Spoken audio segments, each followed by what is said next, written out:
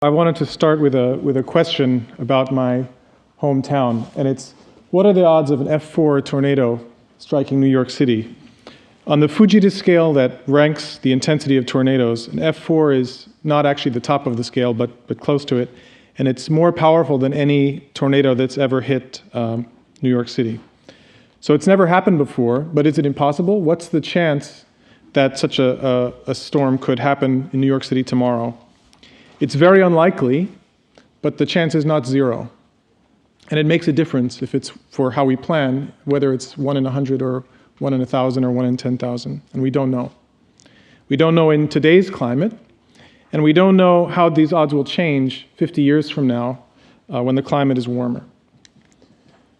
On the other hand, Superstorm Sandy already happened in New York City, and I don't think I need to tell an audience like this one what the consequences were.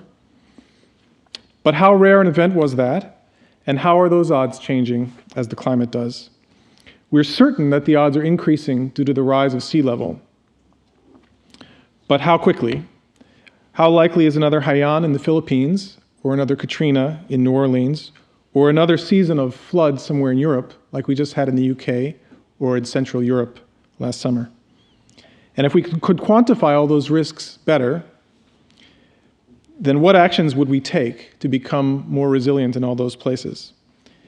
Everywhere there are risks of extreme events, and everywhere those risks are changing as the climate does. Extreme events are the leading edge of climate, the part to which human society is most sensitive.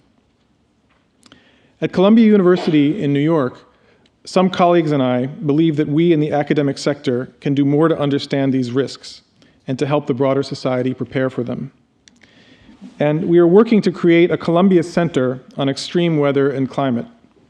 This center will include a broad cross-section of scholars from across the university to integrate research on the physical science of these events with research on their impacts on human society and engineering solutions to mitigate the risks. So although this center doesn't formally exist yet, it's something we're still planning, we're considering the award which the AXA Research Fund has made to me to be the first external support for this center. And the research my colleagues and I have begun to do already with this award will lay the intellectual groundwork for it.